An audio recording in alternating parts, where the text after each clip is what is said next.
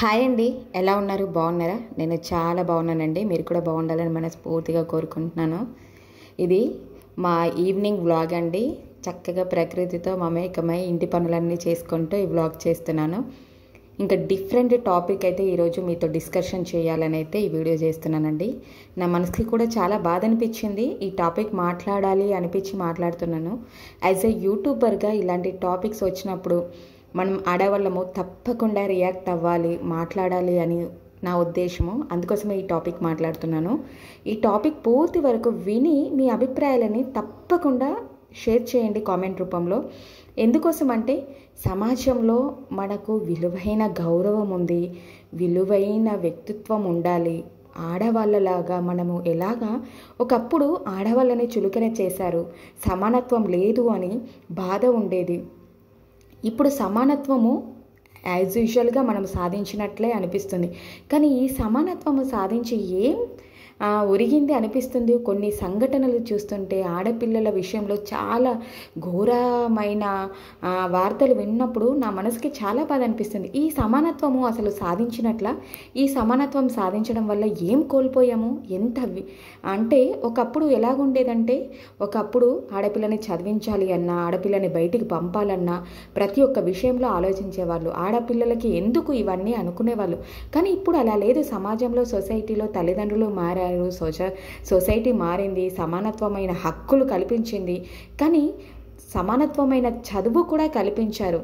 తల్లిదండ్రులు ఒకప్పుడు ఆడపిల్లకి చదువు ఎందుకు అని, ఇంగ్లీష్ మీడియం చదువులు ఎందుకని, అలాగా కొంతవరకు చదువుకుంటే సరిపోతుంది కదా అనేవాళ్ళు. కానీ ఇప్పుడు మగపిల్లలతో సమానంగా చదివిపిస్తున్నారు. డాక్టర్లు, ఇంజనీర్లు, ప్రతి ఒక్క అమ్మాయి ఏదైతే సాధించాలనుకుంటుంది, ఎటువంటి గోల్స్ అయితే చేయాలనుకుంటుందో దానికి సపోర్టెడ్గా తల్లిదండ్రులు నిలుస్తున్నారు. కానీ సమాజంలో చాలామంది పిల్లలు, ఒక 90%లో 10% మాత్రమే పిల్లలు చక్కగా చదువుకునే వృత్తిలోకి వస్తున్నారు. కానీ చాలామంది పిల్లలు వాళ్ళ లైఫ్ని కోల్పోతున్నారు. వాళ్ళ పర్సనల్ లైఫ్ చాలా దారుణంగా తయారవుతుంది. ఉదాహరణకి ఎందుకు చెప్పాలనుకుంటున్నానంటే, తెలంగాణలో ఒక జరిగిన సంఘటనను బేస్ చేసుకొని మాట్లాడుతున్నానండి.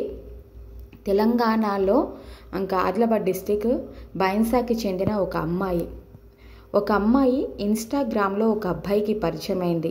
ఆ పరిచయము ఇంకా అలాగా ప్రేమగా మారిందో ఏదో తెలియదు. కానీ ఆ అబ్బాయితో ఎంతవరకు అమ్మాయి వెళ్ళిందంటే, ఇప్పుడు ట్రెండ్లో ఉన్న ఓయో రూమ్లు ట్రెండ్లో ఉన్నాయి. హైదరాబాదులో విచ్చలవిడిగా సాగుతుంది ఇది. ఈ ఓయో రూమ్లో 21 రోజులు ఆ అమ్మాయి ఆ అబ్బాయితో గడిపింది. ఆ అబ్బాయిని పెళ్లి చేసుకోమని వేడుకుంది. కానీ ఆ అబ్బాయి పెళ్లి చేసుకుంటానని నమ్మించి మోసం చేసి సెక్షువల్గా తనని అనుభవిస్తూ శారీరకంగా, మానసికంగా ఇబ్బంది పెట్టినా సరే 21 రోజులు తల్లిదండ్రులకు ఆ అమ్మాయి ఎక్కడ ఉన్నదనేది తెలీదు, ఏం చేస్తుందనేది తెలీదు.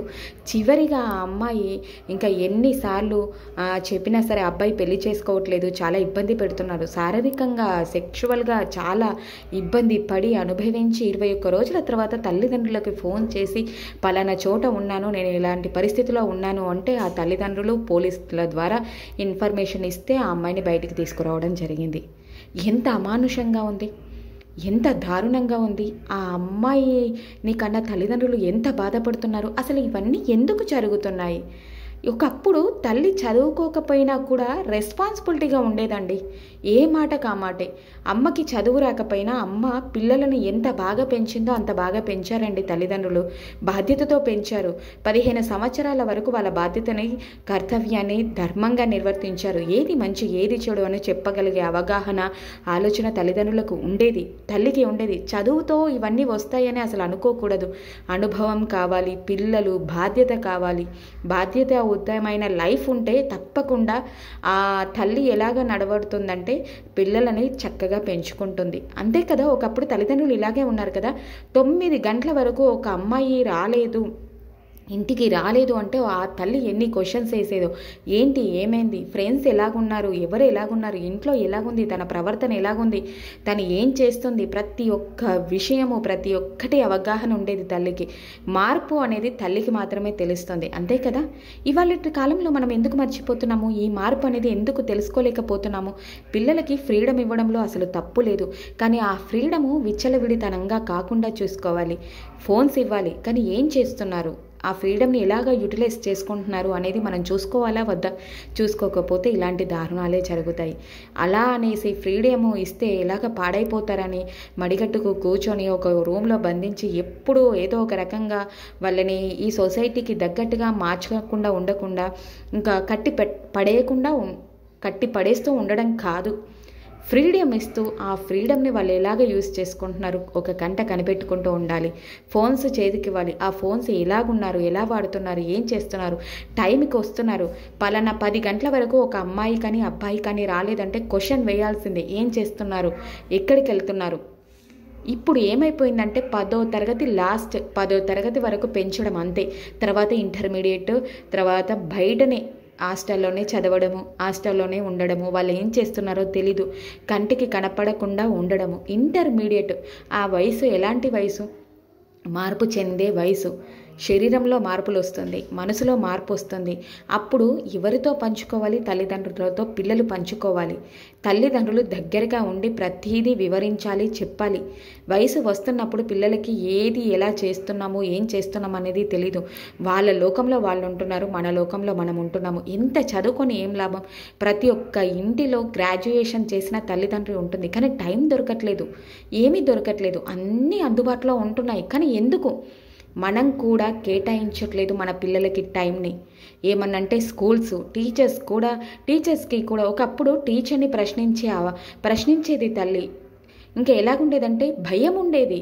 ఆ భయం ఎలాగుండేదంటే బాధ్యతతో కూడిన భయం ఉండేది. అమ్మో లేట్ అవుతే అమ్మా నాన్న ఏమంటారో ఏం చేస్తారో అనేది. ఇంకా స్కూల్లో సరిగ్గా లేకపోతే టీచర్స్ ఎలాగుంటారు, ఏం చేస్తారు, టీచర్స్ పేరెంట్స్కి కంప్లైంట్ అవుతుంది, పేరెంట్స్కి చెప్తారనేది ఉండేది. తర్వాత వచ్చేసి తల్లిదండ్రులు సరిగ్గా ఇంట్లో లేకుండా చదవకపోతుంటే స్కూల్లో కంప్లైంట్ చేస్తారు అనేది ఉండేటివి. ఇలాగా ఉండేది. అప్పుడు కొంచెం భయము భక్తితో మనం సరిగ్గా నడుచుకునే విధానం ఉండేది. కానీ ఇప్పుడు ఏమీ లేదు. టీచర్స్ క్వశ్చన్ వేయొద్దు, ఏం చేస్తున్నామని మనం వెయ్యము క్వశ్చన్. ఏం చేస్తున్నారు ఏంటి అనేది తెలుసుకోకుండా ఇంకా పిల్లలు ఇలాగ మారిపోతున్నారు. అంతే కదా. ఫ్రీడమ్ వచ్చి ఏం లాభం అండి? సమానత్వం వచ్చి ఏం లాభము? ఒక ఇంటికి ఝాన్సీ లక్ష్మీబాయి లాగా తయారవుతుందా పిల్లలు? లేదు, అవ్వట్లేదు. వాళ్ళని వాళ్ళు ప్రొటెక్టివ్గా వాళ్ళని వాళ్ళు కాపాడుకునే స్థితిలో లేరు పిల్లలు. వ్యసనాలకి బానిసైపోతున్నారు, సెల్కి అడక్ట్ అయిపోతున్నారు, ఏది మంచి చెడు తెలుసుకోలేకపోతున్నారు, విచ్చలవిడిగా తిరుగుతున్నారు. అసలు వాళ్ళను సెల్ఫ్గా కాపాడుకోకపోతే పిల్లలు ఎందుకండి మనము? అంతే కదా. ఆడపిల్లలకి ఇవి నేర్పించాలి. ఒకప్పుడు టీచర్స్, ఇంట్లో ఉన్నవాళ్ళు, పెద్దవాళ్ళు, చుట్టాలు, పక్కలు ప్రతి ఒక్కరు చూసుకొని గమనించుకొని ప్రతి ఒక్కటి నేర్పించే విధానం ఉండేది. ఇప్పుడు ఏది లేదు. వాళ్ళు ఏకాకిలాగా బ్రతుకు వచ్చినప్పుడు మనం కూడా రెస్పాన్సిబిలిటీ తీసుకోలేక ఉండడం వల్లనే ఇవన్నీ జరుగుతున్నాయని నా ఉద్దేశము. తల్లిగా ఎలాగుండాలంటే మనం బాధ్యత తీసుకోవాల్సిందే. పిల్లలని ఫ్రీడమ్ ఇవ్వాలి, కనిపెట్టుకొని ఉండాలి. ఏది మంచి ఏది చెడు అని తెలుసుకునే విచక్షణని, జ్ఞానాన్ని మనము నేర్పించాలి. సెల్ఫ్ కాన్ఫిడెన్స్ని డెవలప్ చేసుకునే విధంగా ఉండాలి. తనను తాను ఎలా ప్రొటెక్టివ్ చేసుకోవాలి. ఒక అమ్మాయి, ఒక 20 సంవత్సరాల అమ్మాయి అలాగా ఒక అబ్బాయికి లొంగిపోయి 20 సంవత్సరాలు ఓయూ రూమ్లో గడిపి శారీరకంగా, మానసికంగా, సెక్షువల్గా చాలా కఠినమైన లైఫ్ని అనుభవించి తర్వాత తను ఎలాగ మారుతుంది, తన మనస్తత్వం ఎలాగ మారుతుంది, తన మైండ్ సెట్ ఎలాగ మారుతుంది, సైకలాజికల్గా అమ్మాయి ఎంత డిప్రెషన్లోకి వెళ్తుంది, ఈ సమాజం పట్ల ఒక అవగాహన ఎలాగుంటుంది, తన లైఫ్ ముందు ఎలాగ లీడ్ చేస్తుంది, దీని పర్యవసనం ఎవరు అనుభవిస్తారు? తల్లిదండ్రులుగా మన బాధ్యతని కరెక్ట్గా నిర్వర్తించాలి. కుటుంబ బాధ్యతలో మన బాధ్యత ఎక్కువ, తల్లి బాధ్యత ఎక్కువ. 15 సంవత్సరాలు వచ్చేదాకా వాళ్ళు ఏం చేస్తున్నారు, ఆడపిల్లైనా మగపిల్లలైనా ఏ పిల్లలైనా ఏం చేస్తున్నారు ఏంటి అనేది కనిపెట్టుకొని ఉండాలి. వాళ్ళకన్నీ నేర్పించాలి. అంతే కదా. తల్లిగా మన బాధ్యతను నిర్వర్తించినప్పుడు మన పిల్లలని మనమే ప్రొటెక్టివ్గా ఉంచుకోవాలి. ఇలాగ లేకపోవడం వల్లనే ఏది చెప్పినా నమ్మకూడదు. అసలు పిల్లలు ఏది చెప్తే అది వినడం ఏంటి? అసలు అది ఏది కరెక్టు అనేది మనం చెప్పాలి కదా. వాళ్ళు చెప్పే దానిని అది కరెక్టా కాదా అని మనము నిర్ణయించాలి. అంతే తప్ప ఏది చెప్తే అది నమ్మేసి ఎలా చెప్తే అలాగా. హాస్టల్లో ఉంది, సరే హాస్టల్లో ఉన్నానమ్మా, ఇప్పుడు నేను ఇలాగున్నాను ఈ టైంకి అంటే సో ఉందా నమ్మకం. ఒక రోజు నమ్మండి, రెండో రోజు నమ్మండి, రెండో రోజు వెనకాల తెలియకుండా ఎంక్వైరీ చేయాలి. ఉన్నారా లేరా, చేస్తున్నారా లేదా, కరెక్ట్గా వెళ్తున్నారా లేదా, ప్రతి ఒక్కటి చూసుకోవాలి మనము. వాళ్ళకి ఫ్రీడమ్ ఇవ్వాలి, చూసుకోవాలి, సెల్ఫ్ కాన్ఫిడెన్స్ డెవలప్ చేయాలి, ఎక్కువ శాతము వాళ్ళతో స్పెండ్ చేయాలి, మాట్లాడాలి. వాళ్ళ ఫ్రెండ్స్ ఎవరో వాళ్ళని కూడా కాంటాక్ట్లో ఉంచుకోవాలి. ఏ ఫ్రెండ్షిప్ ఎలా చేస్తున్నారు, ఫోన్లలో సరే మాట్లాడుతున్నారు, మన ఎదురుగా మాట్లాడుతుంటే ఆటోమేటికల్గా తెలిసిపోతుంది. ఆ అమ్మాయి మాట్లాడే విధానాన్ని బట్టి ఎలాగుంది ఏంటి అనేది ఖచ్చితంగా తెలుస్తుంది. చదివినా చదవకపోయినా, జ్ఞానం ఉన్నా విచక్షణ ఉన్నా లేకపోయినా ఆ పద్ధతి ఏంటి, ఎలాగుంది, మన అమ్మాయి ఎలా మారుతుంది అనేది మనకు తెలుస్తుంది. ఎందుకు తెలీదు? కానీ వదిలేస్తేనే ఇలాంటి పర్యావసనము ఇలాగ జరుగుతున్నాయి. కానీ వదలకుండా చక్కగా బాధ్యతగా పెంచి ఒక ఉన్నత స్థానంలో తీసుకొచ్చే వాళ్ళు చాలామంది ఉన్నారు. సో లేకపోవడం వల్లనే ఇలాంటివి జరుగుతున్నాయి. ఇంట్లో తప్పకుండా మన బాధ్యత ఉంది. మన బాధ్యతను మనం నిర్వర్తించినప్పుడు మన పిల్లలు చక్కగా ఉంటారు. ఇదైతే చెప్పాలనుకుంటున్నానండి. ఆడపిల్లలు చాలా ఎలాగ మారిపోతున్నారంటే సొసైటీలో వాళ్ళని వాళ్ళు కోల్పోతున్నారు. వాళ్ళు ఏం చేస్తున్నారు విచక్షణ లేకుండా పోతుంది. డ్రెస్సింగ్ అయినా సరే, ఏదైనా సరే. ఒకప్పుడు ఎదిగిన అమ్మాయి ఇంట్లో ఉంది అంటే కన్న తండ్రికైనా, ఇంట్లో అన్నదమ్ముల దగ్గరైనా సరే ఎలాగ మెదలాలి, ఎలాంటి బట్టలు వేసుకోవాలి, ఎలా ఉండాలి అనేది తల్లి నేర్పించేది. పని నేర్పించేవాళ్ళు, పద్ధతి నేర్పించేవాళ్ళు, ఏదీ లేదు. సంస్కారం నేర్పించేవాళ్ళు. పెద్దవాళ్ళు వస్తే ఎలాగుండాలి అనేది గౌరవాన్ని నేర్పించేవాళ్ళు. ఇవన్నీ లేకపోవడం వల్లనే వాళ్ళు విచ్చడితనంగా ఉండి ఇలాగా మారిపోతున్నారు. ఇలాగ మారిపోతే తర్వాత బాధపడేది మనమే కదా. ఆ మార్పును ఎలాగా స్వీకరించాలి? ఎవరికి వాళ్ళు యమునా తీరులాగా ఉంటే కుటుంబం అంతే కదా. కుటుంబము పాడవుతుంది. ఒక కుటుంబం పాడైపోతే సొసైటీలో అలాగొక 4 కుటుంబాలు పాడైపోతే సొసైటీ పాడైపోతుంది. ఏమనంటే సొసైటీ బాగా లేదు. సొసైటీ ఎక్కడి నుంచి వస్తుంది? కుటుంబాల నుంచే వస్తుంది. ఆ సొసైటీ బాగుండాలంటే మనము ముందడుగు వేసి మన కుటుంబాన్ని తీర్చిదిద్దుకోవాలి. ఒక కుటుంబం బాగుంటే ఆ కుటుంబాలు ఒక 4 కుటుంబాలు బాగుంటే సొసైటీ మార్పు వస్తుంది. ఎంతమంది చాలా బాగా పెంచుతున్నారు, ఎంతమంది బాగా పెంచట్లేదు, ఇదంతా మన చేతిలోనే ఉంటుంది. కన్న తల్లిదండ్రులుగా పిల్లల బాధ్యతని మనం తీసుకోవాలి. అందులో 90% ఆఫ్ ద పర్సెంట్ తల్లిదే ఉంటుంది బాధ్యత. ఇది మాత్రం ఖచ్చితంగా చెప్పాలనుకుంటున్నాను. ఎందుకోసమంటే మనము శ్రద్ధగా మన ఇంటిని కాపాడుకొని మన పిల్లల్ని కాపాడుకుంటూనే వాళ్ళ భవిష్యత్తు బాగుంటుంది. అంతే తప్ప మనము వదిలేస్తే మన కుటుంబము ఇంకా గందరగోళంగా మారిపోతుంది. పిల్లలు ఇలాగా మారిపోతారు. అది అబ్బాయిలైనా సరే. ఇవాళటి కాలంలో అబ్బాయిలు కూడా చాలా దారుణంగా మారిపోతున్నారు. అయితే వ్యసనాలకు బానిసలాగా మారిపోతున్నారు. లేదంటే వాళ్ళు అబ్బాయిలు అనే విషయాన్ని కూడా మర్చిపోతున్నారు. ఎంత చూస్తలేము సొసైటీలో. ఇలా జరగడానికి కారణం ఏంటి? సో మనం మారాలి. తల్లిలాగా మనము బాధ్యతను స్వీకరించాలి. ఎంత చదువుకున్నాం అనేది కాదు, ఎంత పద్ధతిగా మన కుటుంబాన్ని చూసుకుంటున్నాం అనేది ముఖ్యము అనేది నా ఉద్దేశము.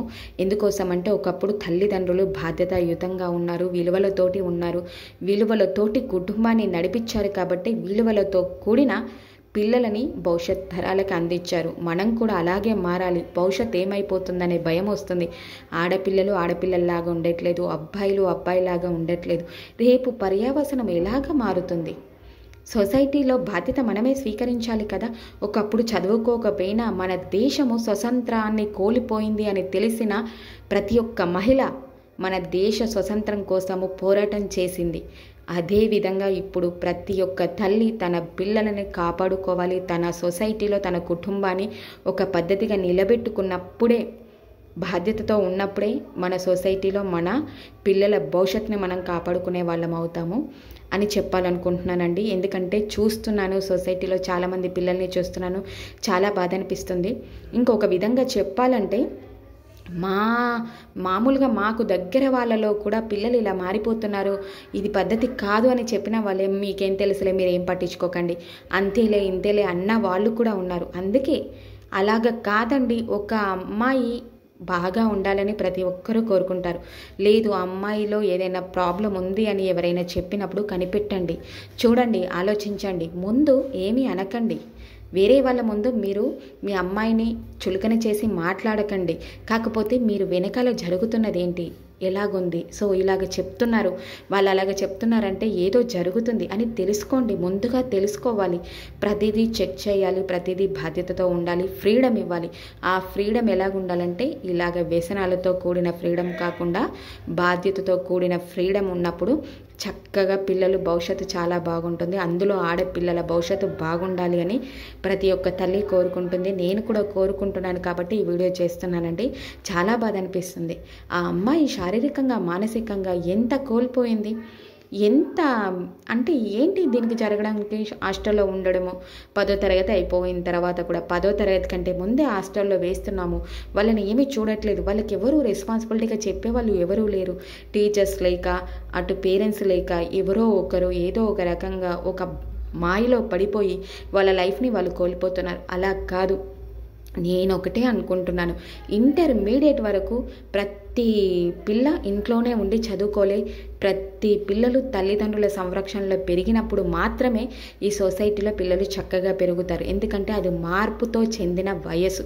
ఆ వయసులో మన తోడు తప్పకుండా మన పిల్లలకు ఉండాలి.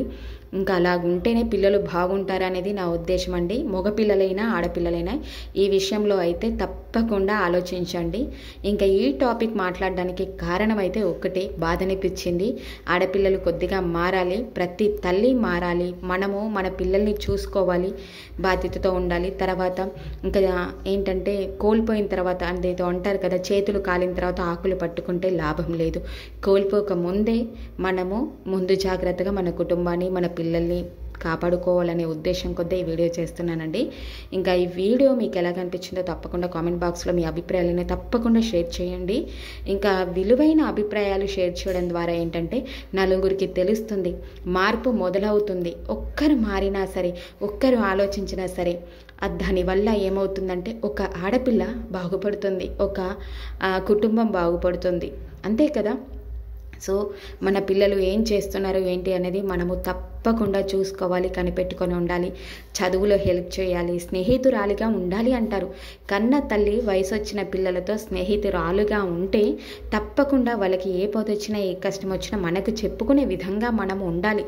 మనం అలాగా ఉన్నప్పుడు తప్పకుండా ఏదో ఒక విధంగానో ఏదో ఒక రకంగానో తప్పకుండా మనకి చెప్తారు. చెప్పినప్పుడు ఏదో కోపంగా కాకుండా దాన్ని ఎలా సాల్వ్ చేయాలి, ఎంత ప్రాబ్లంలో చిక్కుకున్నా సరే ఎలాగ సాల్వ్ చేయాలి, వాళ్ళని ఎలాగ బయటపడాలి, వాళ్ళ లైఫ్ స్పాయిల్ కాకుండా ఎలా చూడాలని ఆలోచించి మనము ముందడుగు వేయాలి. ఇలాగ ప్రతి ఒక్కటి ఆలోచించుకోవాలి. ప్రతి అమ్మాయి భవిష్యత్తు బాగుండాలి. ఇలాగ చాలామంది పిల్లలు పాడైపోతున్నారండి. వాళ్ళ లైఫ్, వాళ్ళ అందమైన జీవితాన్ని కోల్పోతున్నారు. చిన్న వయసులోనే అందమైన జీవితాన్ని కోల్పోయి పెళ్ళైపోయిన తర్వాత అంతే కదా. ఏ వయసులో ఎలాగా ఉండాలో ఆ వయసులో అలాగా ఉన్నప్పుడు లైఫ్ చాలా బాగుంటుంది. ఇంకా చిన్న వయసులోనే ఇలాగా సెక్షువల్గా, మానసికంగా, శారీరకంగా బాధపడిపోయి కృంగిపోయి ఇలాంటివన్నీ జరిగిపోయిన ఒక అమ్మాయి లైఫ్ పెళ్ళైన తర్వాత ఎంత ఘోరంగా ఉంటుందంటే అంత ఘోరంగా ఉంటుంది. తన మానసిక స్థితి కూడా బాగుండదు, ఏది సరిగ్గా చేసుకోలేదు, ఏదాన్ని డెసిషన్ని సరిగ్గా తీసుకోలేకుండా ఉంటారు. అంతే కదా, అవునా కదా, ఒక్కసారి ఆలోచించండి. ఇదైతే చెప్పాలనుకుంటున్నానండి. ఇంకా ఈవినింగ్ ఇలాగ పనులన్నీ అయిపోతున్నాయి. ఇంకా చాలా ఎమోషనల్గా మాట్లాడానో ఏమో నాకు తెలీదు, కానీ ఒక ఆడపిల్లగా మాత్రం చాలా బాధ అనిపిస్తుంది. మన ఆడపిల్లల్ని మనం కాపాడుకోవాలి. ఆడపిల్లలే కాదు, మన పిల్లల్ని మనం కాపాడుకోవాలి. మన కుటుంబాన్ని మనము జాగ్రత్తగా చూసుకోవాలి. అప్పుడే జీవితంలో అన్నీ సాధించినట్లు.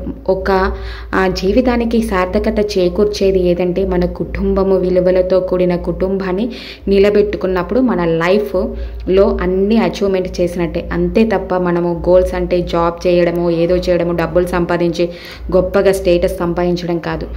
విలువైన జీవితము, విలువలతో కూడిన కుటుంబము, విలువలతో ఉన్న పిల్లలతోనే వస్తుంది. అది లైఫ్లో సాధించే గొప్ప అచీవ్మెంట్. అలాంటి అచీవ్మెంట్ ప్రతి ఒక్క తల్లి, ప్రతి ఒక్క ఇల్లాలు, ప్రతి ఒక్క భార్య కర్తవ్యంగా నిర్వర్తించాలి. ఈ సొసైటీలో చాలా బాగా లైఫ్ని లీడ్ చేయాలని మనస్ఫూర్తిగా కోరుకుంటున్నాను. మరొక మంచి వీడియోతో కలుసుకుంటాము. తప్పకుండా మీ అభిప్రాయాలను షేర్ చేయాలని మనస్ఫూర్తిగా కోరుకుంటూ thank you for watching. Bye bye.